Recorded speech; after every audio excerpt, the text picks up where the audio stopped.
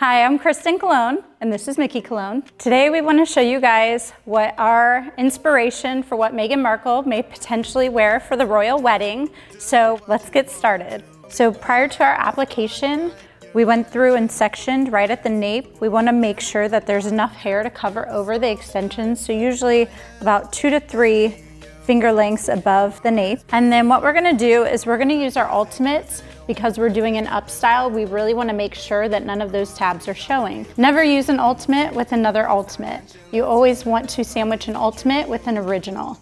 I would use an ultimate on the bottom when I'm down around the hairline for when I'm pulling up for an up style. I would place it on top when I'm in that top crown section.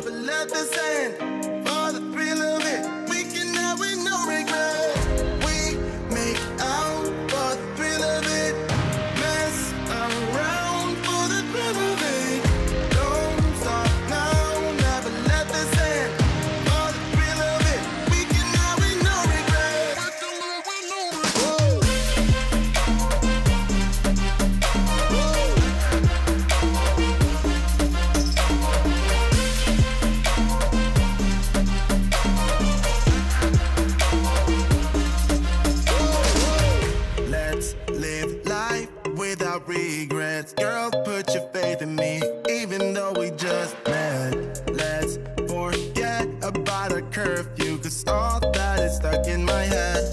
It's me and you, pulse speed and my heart is racing, but I'm not sure I wanna pace it, cause it only does this with you. All right, so a tip whenever you're putting extensions in for an up style, you always want to make sure that you leave enough space from the natural hairline. So we're going to do 3 fingers. On a regular application, we would only do 2, but since we know we're really pulling that hair back, we're going to give a little extra space. But we're also still utilizing our ultimates so that when we are pulling that hair up, it's completely undetectable. We also are making sure that when we're doing our color placement, we're really keeping in mind what our end result is going to be. And so in this case, I'm wanting to pull all this hair up. So seeing all that dimension flowing through with the extension colors that we've chosen is really going to give a lot of dimension to the brown hair color, which is sometimes hard to photograph. Let's forget about a curfew, cause all that is stuck in my head. It's me and you, pulse speed and my heart is racing, but I'm not sure I wanna pace it. Knowing I have one more row left in this application, I want to make sure that I look for the natural split. Every person's hair has that natural split to their natural whirl. So with Raquel's, it only goes to about here. I want to make sure if I put an extension underneath it, it's going to be an ultimate and it's going to be below that whirl, or I'm going to go one on each side just to make sure that it doesn't show each time she wears her hair down.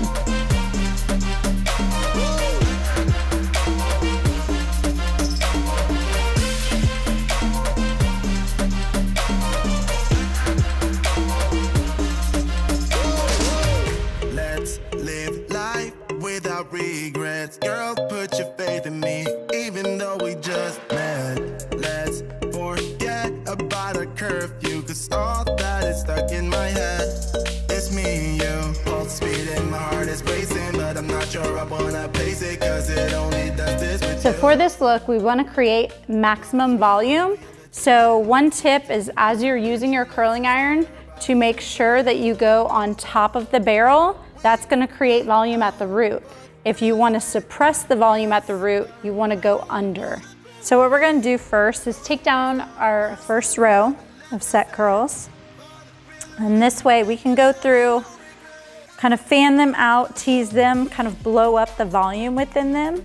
And then we'll do that with each row as we go through. So before you start doing your curling, you really want to make sure that each curl is facing the same direction. That's going to give you those Hollywood waves going down so that play into each other instead of against each other. And then, like we said, we're going through and just kind of fanning them out, really teasing at the scalp, the underneath to build it up. Then we're going to go through the bottom and smooth that out at the end. You don't want to disrupt the curl too much at one time because then it can fall out. So with teasing the extensions, we wanted to build a foundation on the underneath. So we were grabbing the extension and teasing underneath to really fan it out. Whereas now we want to create volume on the top and then smooth that out to overlay on top of your extension pieces. So you always want to make sure a strong foundation for a tease is going to be what's really going to help you manipulate and really smooth over without breaking down what you've put in. So you always want to take your first section. A lot of people try to start underneath and try to build on top. You always want to start with the very top section, over direct it, and then give a strong tease into the top, you know, from the mid shaft into the base of the hair. Then you want to go the section behind it, same thing, over direct it back into your first section, giving a strong tease at the base into, or from the mid shaft to the base. And keep doing that for each piece.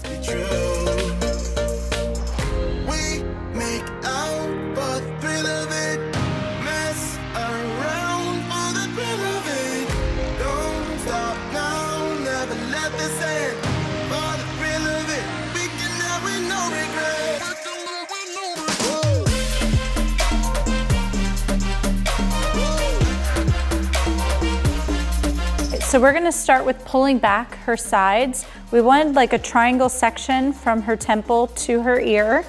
We're gonna then split that section in half and do a rope braid.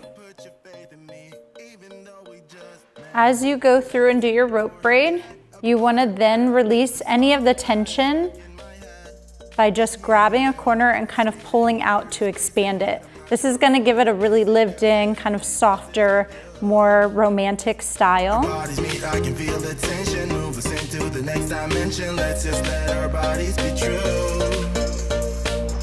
We make out for the thrill of it. Mess around for the thrill of it. Don't stop now, never let this end. For the thrill of it, we can have with no regret.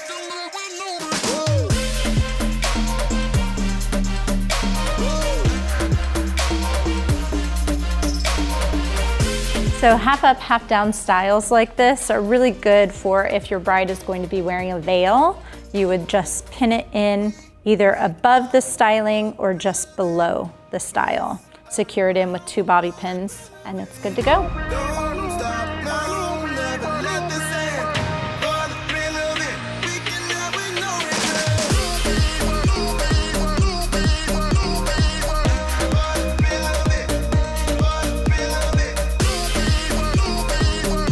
So we're going into our up style. For this look, we went through and curled and pinned. We've brought it down and we've brushed it out. Now we're gonna start with just our back section. We kind of did a horseshoe all the way from one ear to the other and leaving this top section out. This is all gonna be teased, so when we bring it forward, we're gonna have that nice volume on the top of the head. So we are going to section out each side. Are we about even? I'm gonna try to create even balance on both sides. So when going through and parting your 2 sections, you wanna make sure that you smooth it out and ponytail it while it's down. You don't wanna fully pull these apart to expose extensions because everything that we're doing, we're going to be rolling up into the top and securing it. So having it down to where it's just a nice, smooth, seamless look with the extensions in. You're gonna wanna ponytail lower by the neckline. That way you have some wiggle room to work with. Okay, and as Mickey had done, you wanna kind of give a little fullness and pull out some of the tension from the sides just so that it has more volume, a little more lived in look. Then we're gonna take your section and roll it upwards. With this, we really wanna show the dimension that we used in the extensions. All right, so you wanna hold your ponytail right at the curve of your curls. We're gonna put our palm right in the middle of it and flip up. You wanna then expand it out a little bit with your hands and then take your pin and secure it in. Really make sure that you're not just pushing it into the extensions. You want it to be pushed into the hair so it's not putting any tension or hurting your client.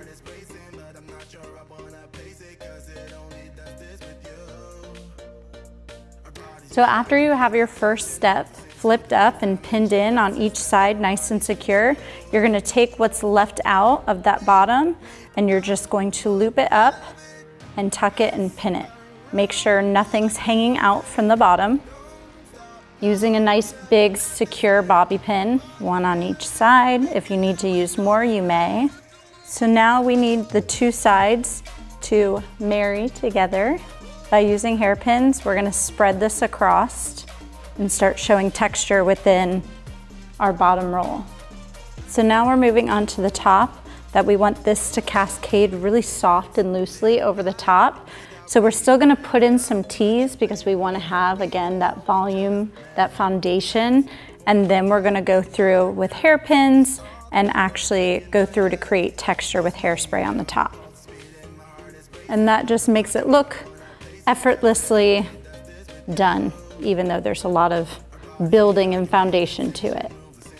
And again, starting with your first section, teasing everything over directed and forward, just to give you a strong hold. You're always gonna go through and smooth over any of this.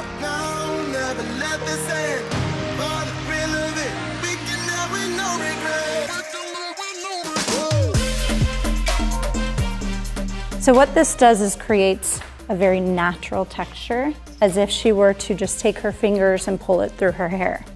So now we're going to take the last part on her sides and we're gonna pull these back. So we're gonna start twisting our last section, which is our sides back. You wanna twist and then release some of the tension within those so they're really soft. Kind of that romantic style. So as we did on her left side, we're gonna do the same on the right. We're gonna split it in half, her front section, her side section, and we're gonna twist and twist it back towards the other side. But we also wanna make sure that we pull out some of the tension just to give it a really lived in soft look.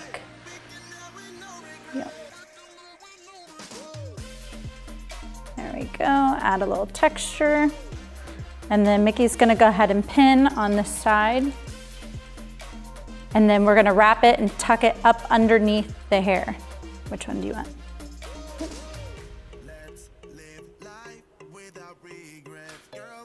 Okay, so then we're gonna remove all of our hairpins off the top. We're gonna go ahead and spray in there. And then just smoothing all the little flyaways. You still wanna have a lot of texture so it looks a little more effortless, but definitely smoothing as you go, securing as you go. Make sure that the top looks balanced.